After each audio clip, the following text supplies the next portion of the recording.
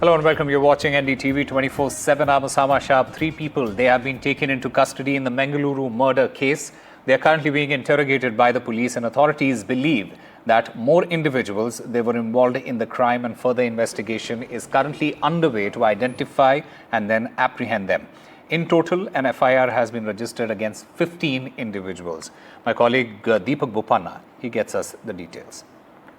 Sources are right now informing that 3 people have been brought in for questioning. There could be more as well, considering the fact that this is another case which has led to a lot of tension gripping the entire coastal region, and the police security, of course, continues to be very high in the area. There is a demand for swift police action and immediate arrest. The police have formed multiple teams to bring in the perpetrators of this brutal crime. As of now, the 3 people are being questioned. Their role as of now is not very clear, whether these were the assailants, whether these people knew the assailants. But the police are hopeful that, based on these sort of questionings that are going on, they will be able to get to the bottom of, the entire conspiracy and the crime in itself. And we are expecting an official statement, either late night or even tomorrow, depending on whether they manage to actually crack the case or get hold of the main people behind the crime. Actor Kamal Hassan's way to the Rajya Sabha, it was cleared by the DMK and his party, the MNM, today. However, the focus on the actor was around a Kannada versus Tamil controversy he sparked off after a comment at a movie launch event. Kamal Hassan, he has refused to apologize as demanded by Kannada activists for his comments that Kannada was born out of Tamil. He said that the comment he made was in the context of love between the 2 languages and cultures. The actor is promoting Thug Life, which is to hit the theatres in a few days, and his comment has sharp reaction in Karnataka, including from the Chief Minister, Siddaramaiah. Those who criticize me for this statement of love, if you look at it from the northern point of view, yes, what they say according to them is right. If you look at it from Tenkumari, then what I say is right. There's a third angle to it. That's what I said, the scholars and language experts. They will say they both are right, but they must decide where they want to belong, with their family or the languages that came from the north. That's up to you. It's a democratic country. This is not an answer. This is an explanation. Love will never apologize. Kannada ಭಾಷೆಗೆ ಬಹಳ ದೀರ್ಘಕಾಲದ ಇತಿಹಾಸ ಇದೆ, ಪಾಪ ಅವ್ರಿಗೆ ಗೊತ್ತಿಲ್ಲ.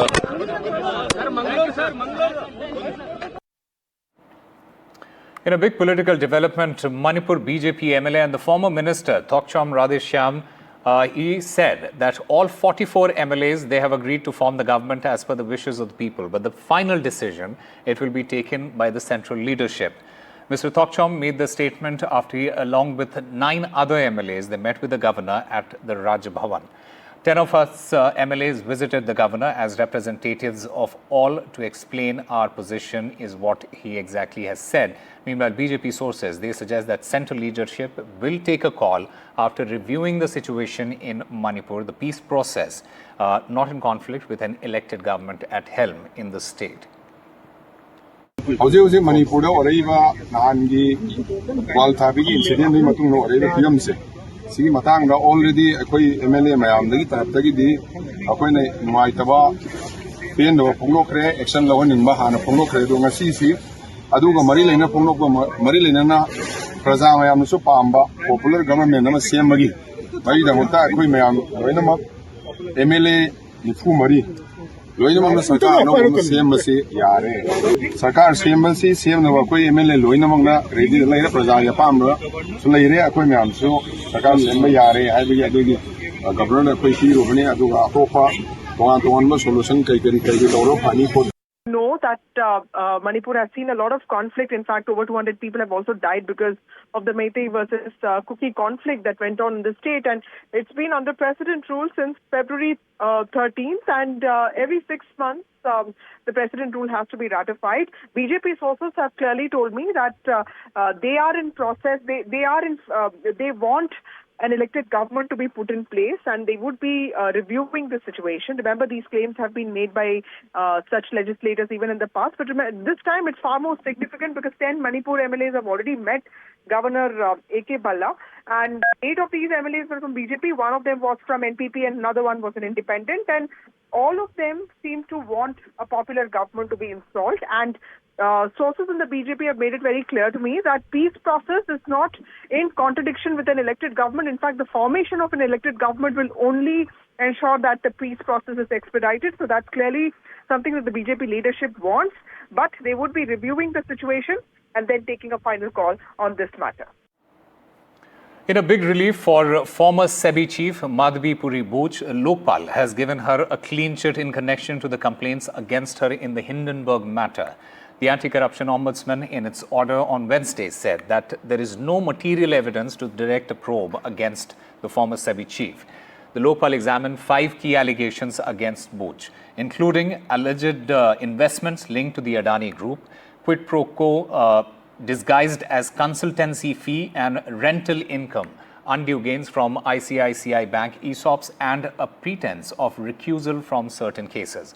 In its order, the Lopal found no merit in any of these claims and dismissed them in their entirety. In fact, the Lopal order says that regulatory favoritism allegation is completely baseless.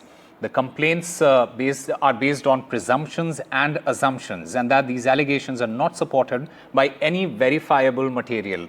The complaints are hence disposed of. Sebi probe against the Adani Group, it has commended to the Supreme Court. Hindenburg report is unreliable and a partisan document. They cannot escalate action against RPS based on the Hindenburg report, and that these allegations are untenable, unsubstantiated, and bordering on frivolity.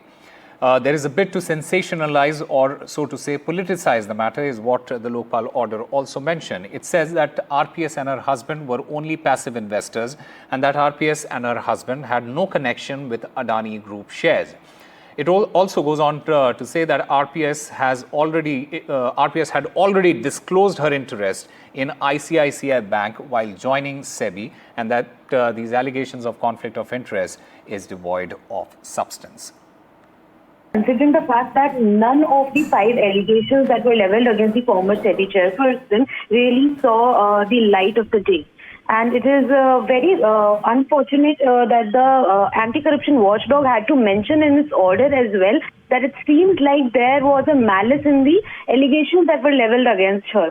The order, in fact, noted that making such unverified or flimsy or fragile allegations only leads to sensationalize or politicize the matters related to such, personalities who are dealing with the regulatory boards and are looking at market watchdogs. So, the tribunal found out that there was no real material behind the allegations that were leveled against her.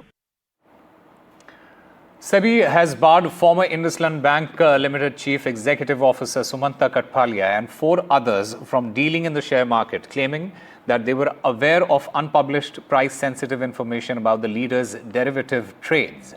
IndusInd Bank's former executive director and deputy CEO, Arun Khurana, along with head of Treasury Operations, Sushan, head of GMG Operations, Rohan Jathanna, and Chief Administrative Officer of Consumer Banking Operations, Anil Marku Rao, are the other officials named in this order. The individuals, they have been restrained from buying, selling, or dealing in securities, either directly or indirectly in any manner until the further orders.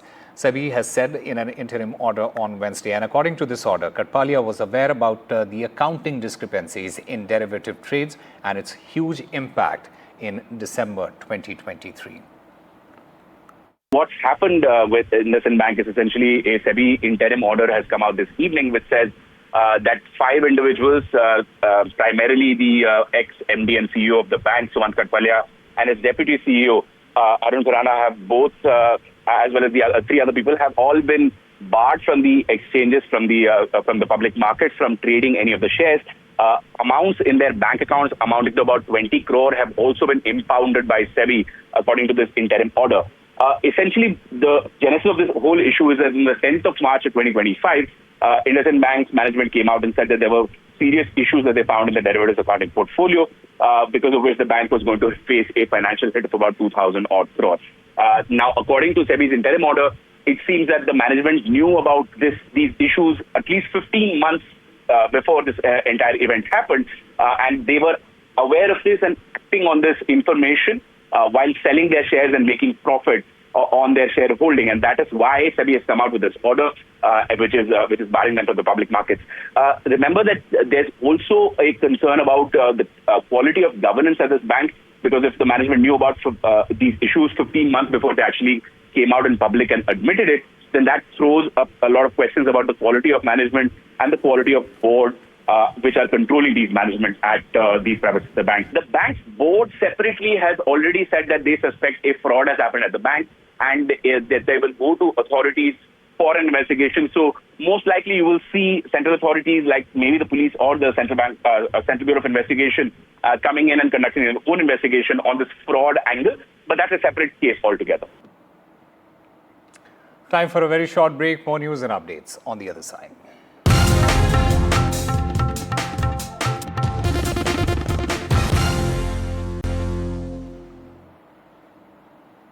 Welcome back. With their dreams essentially being put on hold, Harvard's Indian students are caught in a limbo after America's oldest university has lost its visa rights. Harvard, revered by generations, is now reeling under political fire. And at the heart of this crisis are the dreams of hundreds of thousands of Indian students. Listen to the reactions. Freedom of speech and due process, these are the foundations of the American system. These are the foundations of a free society. But Donald Trump is attacking these freedoms because they get in the way of his authoritarian takeover. This is what authoritarians do.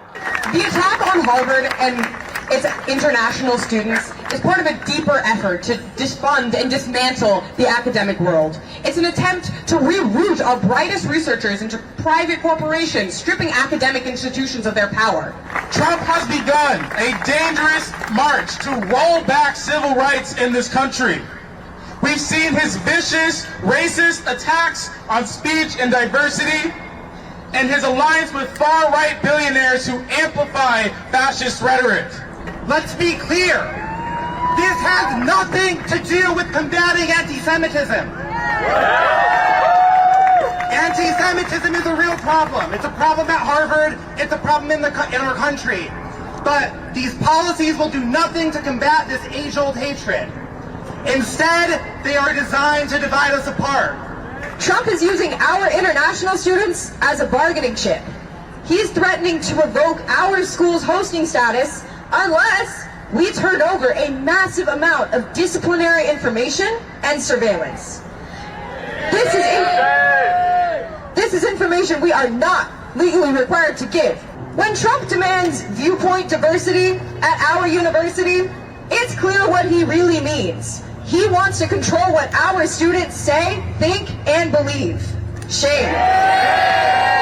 Aditya, good to have you on the show. Thank you so much for taking out the time to speak to NDTV. Let me start by asking you that while there is no official word on whether there is a pause on student visas by the American administration, there are reports indicating some of it, but it has added to another level of and a layer of complexity and uncertainty for students, isn't it? What should their recourse really be in times of such great anxiety and insecurity? Okay, it's a pleasure.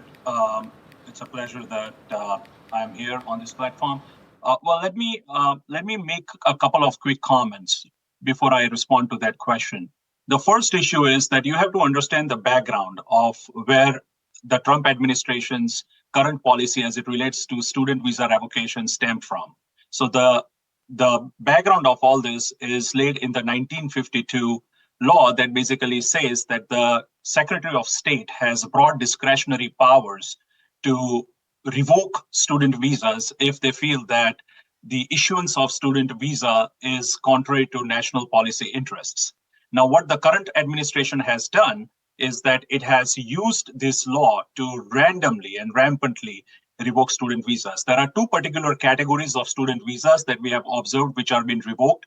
One is the pro-Palestinian advocacy group, students who are involved in protests across the country, which this administration deems is adverse to its national policy interests. So those students are at the risk of losing their visas or getting their visas revoked. And the second category of students are those students who are who have some kind of a minor criminal infraction on the record. And we are talking about infractions. We are not talking about like actual crimes. So even if a particular student may have an infraction as minuscule as a traffic violation, then that student is facing a problem. What we as legal practitioners have been actively doing is filing lawsuits across the country, seeking injunctions against the revocation of these visas. And the other alternative is to procure the student status by filing reinstatement applications. Meanwhile, the Trump versus Harvard showdown continues. US President Donald Trump has said that asked Harvard to show the list of foreign students. Trump is mulling a cap on foreign students. He has said that Harvard should have 15% cap on all the foreign students. Harvard has to show us their lists. They have foreign students. About 31% of their students are foreign-based, almost 31%. We want to know where those students come. Are they troublemakers? What countries do they come? And we're not going to, if somebody is coming from a certain country and they're 100% fine, which I hope most of them are, but many of them won't be, you're going to see some very radical people. They're taking people from areas of the world that are very radicalized, and we don't want them making trouble in our country. So I saw yesterday that in the middle of the UK, there was a nice young man. He wants to go back to school at Harvard, and he looked good to me, but I want to check his past. But we want to be able to see why, these countries aren't helping us. They're not investing in Harvard and all of our, we are. So why would 31%, why would a number so big? I think, number one, I think they should have a cap of maybe around 15%, not 31%. We have people who want to go to Harvard and other schools. They can't get in because we have foreign students there. But I want to make sure that the foreign students are people that can love our country. We don't want to see shopping centers exploding. We don't want to see the kind of riots that you had. Israel's Prime Minister Benjamin Netanyahu has announced that Hamas's Gaza chief Mohammed Sinwar has been killed by Israeli army. There were reports of the Hamas chief being grievously injured in a massive airstrike by Israel on the 14th of May, and at the time of the Israel Defense Forces was not in a position to confirm if the strike had killed Mohammed Sinwar. Sinwar was the brother of former Hamas chief Yahya Sinwar, who was killed in a clash with the Israeli military in October 2024. There were reports saying that Mohammed Sinwar, the de facto leader of Gaza, Hamas in Gaza, has been killed. But they were not confirmed reports. This is confirmation from the Israeli side. The Israeli Prime Minister himself has confirmed. And this confirmation could entail the fact that it's really difficult for IDF forces to get inside Gaza and confirm the killing of the leader of Hamas. But they have indeed done so through, it could be various things, communication intercepts and other things. So this is confirmed. Yeah, and Mohammed Sinwar is the brother of Yahya Sinwar, the former leader of Hamas, who had planned the October 7 attack. So this is a huge blow to Hamas, and Mohammed Sinwar was one of the most elusive leaders of Hamas. It was really difficult to catch him. So the fact that they were able to eliminate him is a big deal for Israel. But so far, Hamas has not commented on it. It remains to be confirmed from the Hamas side, but Israel has confirmed it. The Bangladesh Nationalist Party held a massive rally in Dhaka demanding that the interim government led by Chief Advisor Muhammad Yunus hold general elections by December. Thousands of BNP supporters and activists gathered at the party's central office despite heightened security to press for their demands. From the capital of Bangladesh, Dhaka, and it's the biggest rally for establishing youth political right by Bangladesh Nationalist Party and three bodies of this party, Jubadar, Shetshavak Dal, and Satradar. They already gathered in front of their central office, and if I want to show you the rally, you just see the huge number of activists of Bangladesh Nationalist Party. They mostly from Jubadar, Satradar, and Shetshavak Dal. they already gathered in front of their office. And the political leaders of Bangladesh Nationalist Party said to us that they want to establish the rights of the youth. And, the acting chairperson Tariq Rahman addressed to scheduled to address the chief guest in this location. And, we will join virtually, and the leaders of Bangladesh Nationalist Party, Khandakar Musharraf Hussain, and they are also standing committee member, Khandakar Musharraf Hussain, Abdul Moin Khan, Amir Khusru Mahmud Chaudhry, and Salahuddin Ahmed. 4 leaders already gathered in front of this the stage. Already you see the stage set up in front of BNP Central Office, and a huge number of activists from different districts of Bangladesh. In this youth political rights rally, not only Dhaka supporters, beside Dhaka, there are 4 district supporters gathered here, like Sylhet, Madaripur, Faridpur, and Mymensingh. And this is the end of the planning of BNP. It has been an unforgiving year for space exploration so far. From ISRO to ESA to Wednesday's SpaceX's Starship spinning out of control, no agency has been immune to the challenges of exploring the cosmos. Here's the report.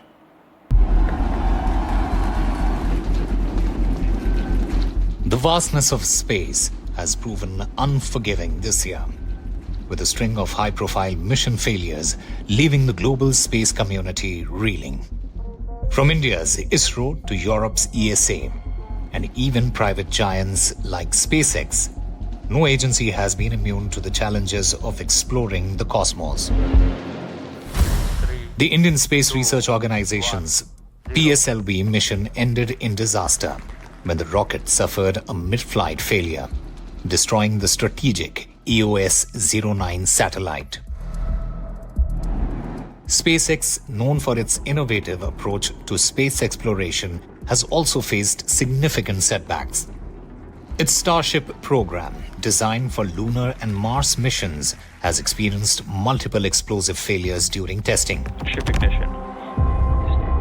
The ESA hasn't been spared either. Its Euclid mission, designed to study dark matter and dark energy, faced a critical malfunction that threatens to undermine its entire mission. NASA and other agencies have also faced setbacks this year. The challenges are clear: the harsh environment of space, the complexity of rocket systems, and the high stakes of each mission. The journey to the stars is fraught with challenges, but humanity's quest for exploration will not be deterred. The cosmos may be unforgiving, but our determination to explore it will ultimately prevail. Osama Shah for NDTV.